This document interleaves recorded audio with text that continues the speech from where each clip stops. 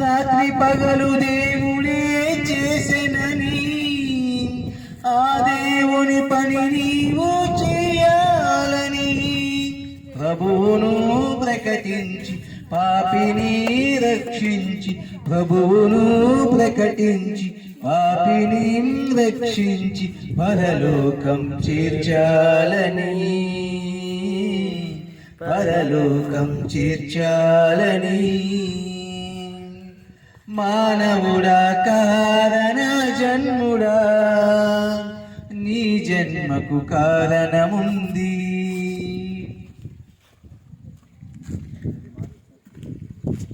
ప్రభువునందు ప్రియమైనటువంటి సహోదరి సహోదరులారా, ఈ బొల్లపాడు అనేటువంటి గ్రామ ప్రజలందరికీ కూడా యేసుక్రీస్తు నామమున మీకు అందరికీ శుభవందనాలు. యొక్క సాయంకాల సమయం అందు కొద్ది నిమిషాలు మంచి మాటలను తెలియపరచడానికి మీరు ఒకటి గమనిస్తున్నారో లేదో, మీ ఇంటికి చుట్టాలు బంధువులు ఎవరైనా వస్తే ఖచ్చితంగా ఎవరు వచ్చారో చూడటానికైనా గ్యారంటీగా బయటకు వస్తారు.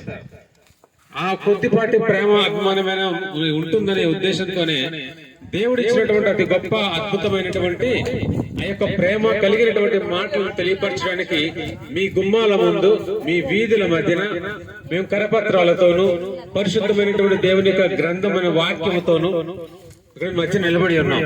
ఒకసారి దయచేసి మాటలు వినడానికి బయటికి రండమ్మా. ఎన్నో మాటలు ఈ లోకంలో ఉన్నాయి. ఎన్నో రకాలైనటువంటి ఆశలు కల్పించే మాటలు వినుంటారు. ఎన్నో ఇబ్బంది కలిగించేటువంటి మాటలను మీరు వినుంటారు. భయపెట్టేటువంటి మాటలు కూడా మీరు వినుంటారు. కానీ ఈ మాటలు నీ ఆత్మకు, నీ జీవితానికి మరణించిన తరువాత మన యొక్క ఆత్మ వెళ్ళేటువంటి ఒక మార్గం ఉంది. ఆ మార్గానికి కావలసినటువంటి ఊరటను, ధైర్యాన్ని ఇచ్చేటువంటి మాటలు. దయచేసి ఏ విధమైనటువంటి ఆలోచనతో నీవు ఉన్నావో, దేవుడు అంటే ఎందుకు అంత భయపడేటువంటి ఆలోచనతో అందరూ కూడా తలుపులు మూసుకుని ఉన్నారో ఒక్కసారి గమనించి బయటికి రావాలని ప్రేమపూర్వకంగా మిమ్మల్ని ఆహ్వానం పలుకుతూ ఉన్నాం. పరిశుద్ధ గ్రంథంలో నోవాహు అనేటువంటి ఒక అద్భుతమైనటువంటి దైవజనుడు ఉన్నారు. ఆయన దేవుడు చెప్పినటువంటి మాట ప్రకారం పెద్ద పడవను తయారు చేస్తూ ఉన్నాడు. అయితే ఆ పడవ ఏంటో, అందులో ఉన్నటువంటి పరికరాలు ఏంటో, ఎందుకో తయారు చేస్తున్నాడో చుట్టుపక్కల ఉన్న వాళ్ళెవ్వరికి తెలియక హేళన చేస్తూ తయారు చేస్తున్నటువంటి ఆయనను ఇష్టానుసారమైన మాటలతో దూషించారండి. అయితే ఆయన అద్భుతమైన రీతిగా చెబుతూనే ఉన్నాడు, ఇదిగో లోకము అంతరించిపోతుంది, భయంకరమైన ప్రళయం రాబోతుంది, భయంకరమైనటువంటి పరిస్థితుల మధ్యన మానవుడు నశించిపోబోతున్నాడు. దేవుడు చెప్పాడు కాబట్టి ఇదిగో ఈ ఓడలోనికి ఎవరైతే ప్రవేశిస్తారో ఖచ్చితంగా వాళ్ళు రక్షించబడతారు అని. అయితే ఏ ఒక్కరు కూడా మాట వెనక కడచెవన పెట్టి తమ ఇష్టానుసారంగా త్రాగడము, తిరగడము, పెళ్లికి ఇయ్యబడము, ఇలాంటి పనుల్లోనే నిమగ్నం అయిపోయి ఉన్నారండి. అలాగే ఈ రోజు కూడా మీరు తలుపులు మూసుకొని ఉన్నట్లయితే ఈ యొక్క అద్భుతమైనటువంటి అంటే ఈ యొక్క రాజ్య సువార్తను మీరు వినలేకపోయేటువంటి పరిస్థితిలో ఉన్నారు.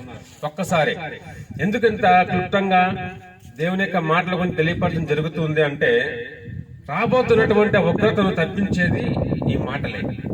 నీ కొరకు, నీవు నేను చేసేటువంటి అతి భయంకరమైన పాపముల కొరకు రక్షకుడైనటువంటి యేసుక్రీస్తు ప్రభువారు ఆయన శిలువ పైన ప్రాణాన్ని పోగొట్టుకొని భయంకరంగా వధింపబడి భయంకరమైనటువంటి దెబ్బలను పొంది ఈ లోకంలో నడినెత్తి నుంచి కాళ్ళ వరకు మానవుడు చేసిన ప్రతి పాపమునకు ఆయన వెల చెల్లించాడు. ఆయన పరిశుద్ధ రక్తమును చిందించి. అమ్మా దయచేసి గమనించండి, పొలాల వెంట మనం వెళ్తున్నప్పుడు కాళ్ళకు గుచ్చుకున్న చిన్న ముళ్ళు నిన్నెంత బాధపడుతుందో అంతకన్నా ఎక్కువగా ఆయన హింసపడుతూ ఉన్నప్పుడు దేని కొరకు ఆ హింస అంటే మన పాపములను క్షమించడం కొరకే. కాబట్టి ఆ యొక్క పడవ అనేటువంటి రక్షణ ప్రణాళికలో నీవు చేరేటువంటి ఆలోచన కలిగి ఉంటే నీవు, నీ కుటుంబం రక్షించబడుతుంది. నాకెందుకు అనుకున్నట్లయితే ఖచ్చితంగా ఆ తర్వాత పడవ యొక్క తూములు మొత్తం మూయబడింది, ఆకాశం యొక్క తూములు తెరవబడింది. ఆ భయంకరమైనటువంటి వర్షపాతానికి ఆ దినములో ఉన్నటువంటి ప్రజలందరూ కూడా నాశనం అయిపోయారు. ప్రియమైనటువంటి సహోదరులారా, కొద్ది మాటలు. దేవుడు నిన్ను ప్రేమిస్తున్నాడు.